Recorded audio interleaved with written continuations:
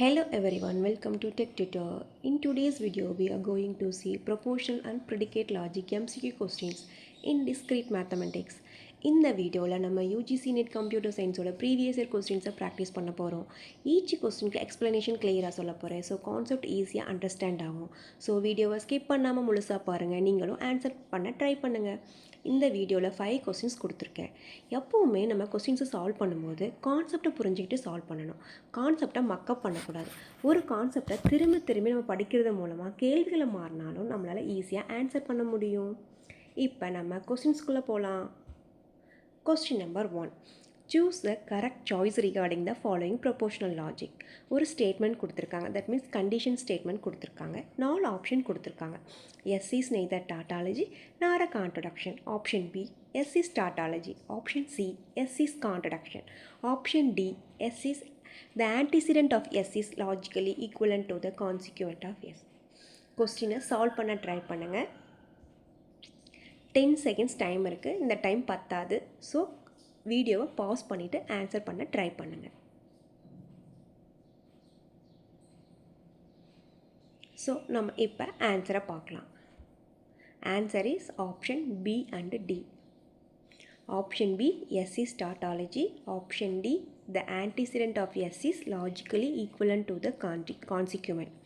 இப்போ இந்த ஆப்ஷன் டியை சால்வ் பண்ணாவே ஆப்ஷன் பியை நம்மளால் புரிஞ்சிக்க முடியும். Option D, the antecedent of S. The antecedent part அப்படின்னா நம்ம என்ன சொல்வோம் அப்படின்னா, இந்த ஸ்டேட்மெண்ட்டோட முன்னாடி பார்ட்டை தான் நம்ம ஆன்டிசிடென்ட்னு சொல்வோம். ஸ்டேட்மெண்ட்டோட பின்னாடி பார்ட்டை நம்ம என்ன சொல்வோம் அப்படின்னா கான்சிக்யூவன்ட் அப்படின்னு சொல்வோம். இப்போ இந்த ஆன்டிசிடென்ட்டை சால்வ் பண்ணால் கான்சிக்யூவண்ட்டை சால்வ் பண்ணால் ரெண்டுக்குமே ஈக்குவல் ஆன்சர்ஸ் வந்துச்சுன்னா இந்த statement correct. Next option B எப்படி சொல்கிறோன்னா, எஸ் இஸ் டாட்டாலஜினா எல்லாமே ட்ரூவாக இருந்தால் தான் நம்ம டாட்டாலஜின்னு சொல்வோம். கான்ட்ரடக்ஷன் அப்படின்னா எல்லாமே ஃபால்ஸாக இருந்தால் தான் நம்ம கான்ட்ரடக்ஷன்னு சொல்வோம். ஸோ இப்போ நம்ம ஆன்சரோட எக்ஸ்ப்ளனேஷனுக்குள்ளே போகலாம். இந்த கொஸ்டின் நம்ம 2 வேஸில் சால்வ் பண்ணலாம். ஒன்று ஈக்குவேஷனை சால்வ் பண்ணி ஃபார்முலா வச்சு, நெக்ஸ்ட்டு ட்ரூத் டேபிள் நம்ம எல்லாருக்கும் தெரியும். ஆனால் ட்ரூத் டேபிள் இங்கே நான் கொடுத்துருக்கேன். ஈக்குவேஷனை எப்படி வச்சு சால்வ் பண்ணுறதுன்னு பார்க்கலாம். இது ரெண்டாக நம்ம ஃபஸ்ட்டு பார்த்த மாதிரியே ரெண்டாக எடுத்துக்கிறோம். ஆன்டிசிடென்ட் ஒன்று, கான்சிக்வெண்ட் ஒன்று. ஆன்டிசிடென்ட் பார்ட்டை எடுத்துகிட்டு அதுக்கு இம்பார்ட்டண்டான ஃபார்முலா பி கண்டிஷன் க்யூ அப்படின்னாவே negation of P or Q. இந்த ஃபார்முலா வச்சு தான் இந்த ஃபுல் கான்செப்ட்டுமே சால்வ் பண்ணியிருப்போம். ஸோ இந்த ஃபஸ்ட்டும் பி கண்டிஷன் க்யூ, அந்த பிக்கு பதிலாக இங்கே என்ன இருக்குது அப்படின்னா பி அண்ட் க்யூக்கு பதிலாக ஆர் இருக்குது. அதை வச்சு இதை சால்வ் பண்ணுறாங்க. அடுத்த கான்செப்ட் அடுத்த லைனில் என்னென்னா, நெகேஷன் நம்ம உள்ளார ப்ராக்கெட்குள்ளே சப்ஸ்டியூட் பண்ணும்போது அண்டு சிம்பிள் ஆறாக மாறும், ஆறு சிம்பிள் அண்டாக மாறும். ஸோ அந்த இதில் செகண்ட் ஈக்குவேஷன் சால்வ் பண்ணியிருக்காங்க. சால்வ் பண்ணதில் நமக்கு என்ன கிடச்சிருக்கு அப்படின்னா negation of P or negation of Q ஆர்னு கிடச்சிருக்கு. அதே மாதிரி கான்சிக்வெண்ட் பார்ட்டுமே எடுத்திருக்காங்க. கான்சிக்வெண்ட் பார்ட்டில் இந்த க்யூ டென்ஸ் டு ஆர் அப்படின்றத ஃபஸ்ட் எடுத்து அதை சால்வ் பண்ணியிருக்காங்க. அதுக்கப்புறம் அடுத்தது இதை ஃபுல்லாக பியாகவும் இதை ஃபுல்லாக க்யூவாகவும் எடுத்து அடுத்து சால்வ் பண்ணியிருக்காங்க. சால்வ் பண்ணிவிட்டு நெகேஷனை உள்ளார சப்ஸ்டியூட் பண்ணியிருக்காங்க. நெகேஷனை உள்ளார சப்ஸ்டியூட் பண்ணிவிட்டு நெகேஷன் ஆஃப் க்யூ ரெண்டும் சேமாக இருக்கனால இந்த ஈக்குவேஷன் எழுதியிருக்காங்க. இதிலிருந்து நமக்கு என்ன தெரியுது அப்படின்னா ஆன்டிசிடென்ட்டும் கான்சிக்வெண்ட்டும் ரெண்டுமே ஈக்குவல் அப்படின்னு தெரியுது. ஸோ இதில் இருந்து option D is correct. Antecedent of S is equivalent to consequent of S. இதிலிருந்து நம்ம என்ன சொல்லலாம் அப்படின்னா A tends to A tautology அப்படின்னு சொல்லலாம். ரெண்டுமே ஈக்குவலாக இருக்குது அப்படின்னா அது கண்டிப்பாக டாட்டாலஜியாக தான் இருக்கும். ஸோ ஆப்ஷன் பியும் correct. So option B and D தான் இதுக்கு கரெக்டு. நெக்ஸ்ட்டு நம்ம இதை ட்ரூத் டேபிள் வழியாக எப்படி சால்வ் பண்ணுறதுன்னு பார்க்கலாம்.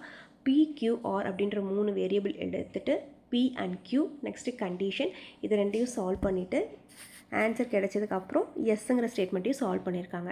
இப்போ நமக்கு லாஸ்ட்டாக எஸ் ஃபுல்லாக ட்ரூன்னு கிடச்சிருக்கு. அப்போ இதிலிருந்து டாட்டாலஜி சொல்லிடலாம். நெக்ஸ்ட்டு இது ஆன்டிசிடென்ட் பார்ட், இது கான்சிக்வெண்ட் பார்ட். இது ரெண்டுமே ஈக்குவலாக இருக்குது பாருங்கள். True false true. So antecedent part is equal to consequent part. Next it is tautology. So இதிலிருந்து நம்ம என்ன தெரிஞ்சுக்கலாம் அப்படின்னா ஆப்ஷன் பி இஸ் டாட்டாலஜி அப்படின்னு நம்ம சொல்லிடலாம். இப்போ நம்ம கொஸ்டின் நம்பர் 2 பார்க்கலாம். Let P denote C is intelligent. Q denote C is happy. Given below the statement. Pன்றது intelligent கொடுத்துருக்காங்க, Qன்றது happyன்னு கொடுத்துருக்காங்க. கீழே 4 ஆப்ஷன் கொடுத்துருக்காங்க. If C is intelligent, then C is unhappy. Option B, C is neither intelligent nor happy. Option C, it is necessary to be not intelligent in order to be happy. Option D, to be not intelligent is to be unhappy. அதாவது இந்த ஸ்டேட்மெண்ட்டுக்கு எல்லாமே நம்ம variable assign பண்ணணும். சைடில் பாருங்கள் 4 option இருக்குது. இந்த ஆப்ஷனில் தான் நம்ம சூஸ் பண்ணணும். நம்ம இப்போ எப்போவுமே நம்ம என்ன பண்ணணும் அப்படின்னா ஆப்ஷன்லேருந்து எலிமினேட் பண்ணி கரெக்டான ஆன்சர் கண்டுபிடிக்கணும். ஃபஸ்ட்டு பார்த்தீங்கன்னா P tends to Qன்னு தான் கொடுத்துருக்காங்க. ஸோ நம்ம ஃபஸ்ட்டு ஸ்டேட்மெண்ட்டை பார்க்க வேண்டாம், ஏன்னா எல்லா ஆப்ஷன்லேயுமே P tends to Q தான் இருக்குது. இப்போ நம்ம செகண்ட் ஸ்டேட்மெண்ட் பார்க்கலாம். C is neither intelligent and nor happy. Second statement பார்க்கலாம். இந்த செகண்ட் ஸ்டேட்மெண்ட்டில் நெய்தர் இன்டெலிஜென்ட் அப்படின்னாவே Pன்றது இன்டெலிஜென்ட். அப்போ நெய்தர் இன்டெலிஜென்ட்னா நமக்கு என்ன வரும்? Negation P. இஃப் தென் இருந்தால் தான் கண்டிஷன். இஃப் தென் இல்லை அப்படின்னா நம்ம அங்கே என்ன போடணும் அப்படின்னா அண்டு போடணும். ஓகே, இங்கே இஃப் தென் கிடையாது செகண்டில், அதனால நம்ம அண்டு போட்டுக்கிறோம். நெக்ஸ்ட்டு நார் ஹாப்பி. ஹாப்பினா Q, நார் ஹாப்பினா நெகேஷன் Q. அப்போ செகண்ட் ஸ்டேட்மெண்ட்டுக்கு negation P and negation Q இது எங்கே இருக்குதுன்னு பார்க்கணும். ஃபஸ்ட்டு கிடையாது, செகண்டு கிடையாது, பட் 2, 3. அப்போ நமக்கு 2, 3 இந்த 2 ஆப்ஷனில் தான் ஒன்று கரெக்டு. இப்போ ஆப்ஷன் B முடிஞ்சிருச்சு. Next option C. Option C, it is necessary to be not intelligent in order to be happy. அதே மாதிரியே இதில் என்ன அப்படின்னா இட் இஸ் நெசசரினாவே மாற்றி வரும். நெசசரி அப்படின்னா இப்போ P tends to Qன்னு இருந்தது அப்படின்னா நெசசரி அப்படின்னு சொன்னாவே Q tends to Pன்னு வரும். இப்போ இதில் பார்த்தோம் Cயில் Q tends to P அப்படின்னு தான் இருக்குது.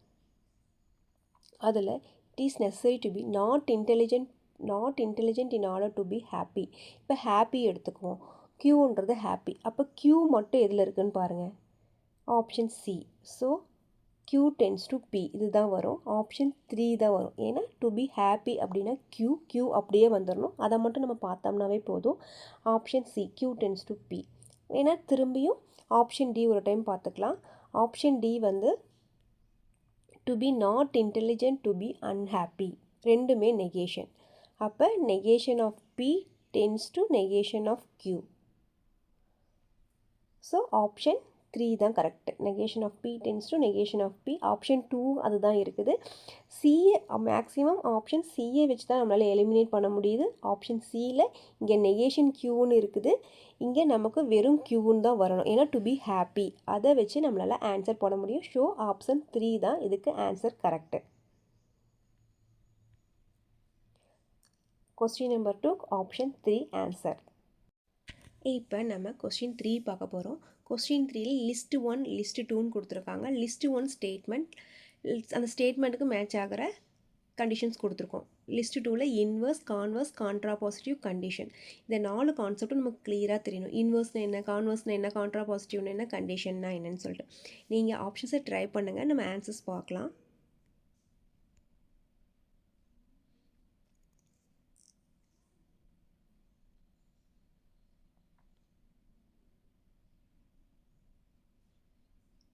இப்போ நம்ம ஆன்சர் பார்க்கலாம்.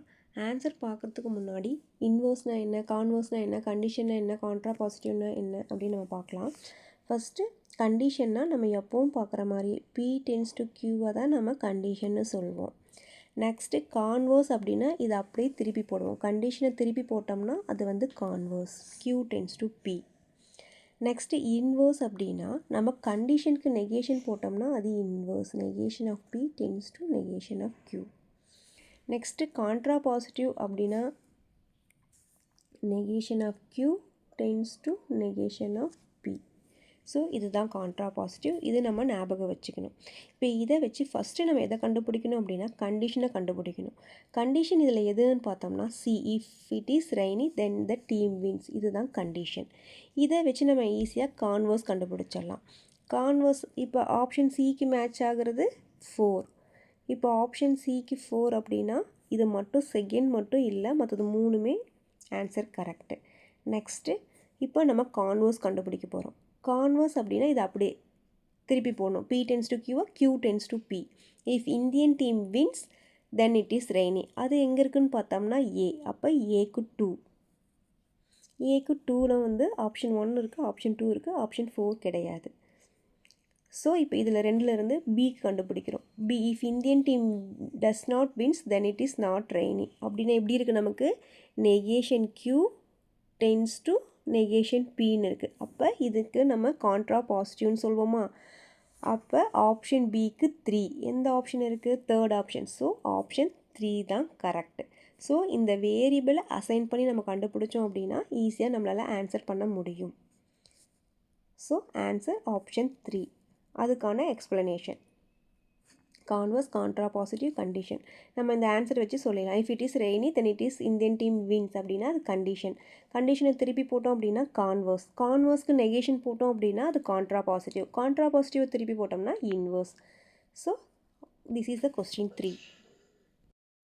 இப்போ நம்ம கொஸ்டின் நம்பர் 4 பார்க்க போகிறோம். இந்த கொஸ்டின் நம்பர் 4ல் என்ன கேட்டிருக்காங்கன்னா த நெகேஷன் ஆஃப் த ஸ்டேட்மெண்ட். ஒரு ஸ்டேட்மெண்ட் கொடுத்துட்டு அதை நெகேஷன் கண்டுபிடிச்சி சொல்லியிருக்காங்க. இதில் 4 ஆப்ஷன்ஸ் இருக்குது. நீங்கள் ட்ரை பண்ணுங்கள். Your time starts now. கண்டிப்பாக டைம் பத்தாது. வீடியோவை பாஸ் பண்ணிவிட்டு ஆன்சர் ட்ரை பண்ணுங்கள்.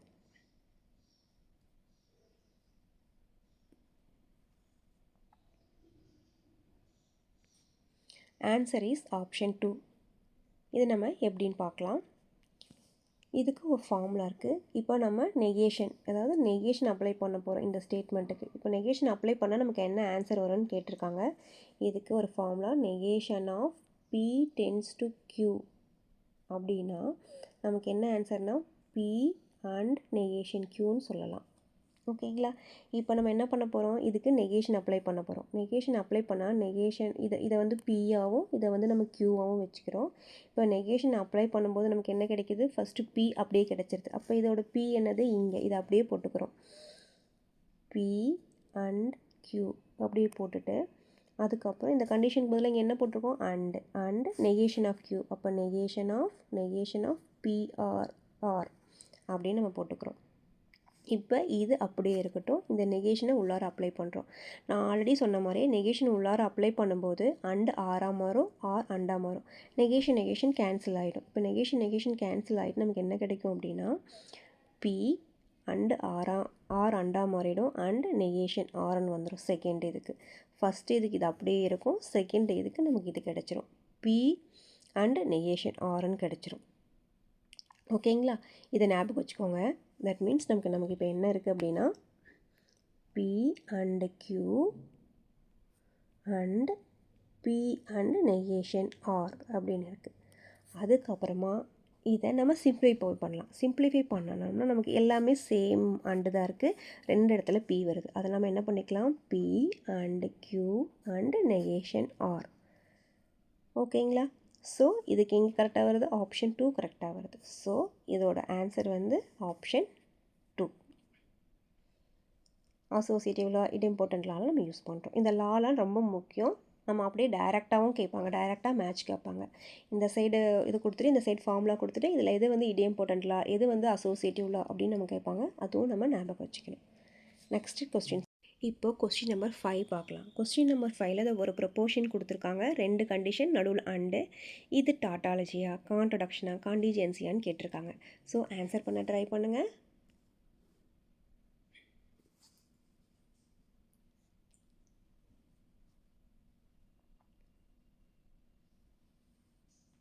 எல்லோரும் கரெக்டாக போட்டிருக்கீங்கன்னு நம்புகிறேன். So answer is option 3. இது ஈஸி தான். நம்ம டாட்டாலஜி அப்படின்னா எல்லாருமே 2 வரும். கான்ட்ரடக்ஷன் அப்படின்னா எல்லாருமே ஃபால்ஸ் வரும். காண்டிஜென்சி அப்படின்னா ட்ரூ அண்ட் ஃபால்ஸ் கலந்து வரும். இது ட்ரூத் டேபிள் வழியாகவே நம்ம ஈஸியாக போட்டுக்கலாம். ட்ரூ அண்ட் ஃபால்ஸ் கலந்து வரதுனால நம்ம காண்டிஜென்சின்னு சொல்கிறோம். பாருங்கள், நம்ம ட்ரூத் டேபிள் வழியாக லாஸ்ட்டாக பாருங்கள் 1001 வருது. ட்ரூவும் வருது, ஃபால்ஸும் வருது. So contingency. எல்லாமே 1 வந்துச்சுன்னா அது ட்ரூ டாட்டாலஜி. எல்லாமே 0 வந்துச்சுன்னா அது ஃபால்ஸு கான்ட்ரடக்ஷன். இது கலந்து வரதுனால இது காண்டிஜென்சி. ஸோ ஆப்ஷன் 3 தான் கரெக்டான answer. Thank you friends. Okay friends, that's all about today session. இந்த வீடியோ உங்களுக்கு யூஸ்ஃபுல்லாக இருந்திருக்கும்னு நம்புகிறேன். உங்களுக்கு இந்த வீடியோ பிடிச்சிருந்துச்சுன்னா லைக் பண்ணுங்கள், ஷேர் பண்ணுங்கள், சப்ஸ்கிரைப் பண்ணுங்கள். Keep practising, keep learning, keep growing. See you in the next video. Thank you for watching.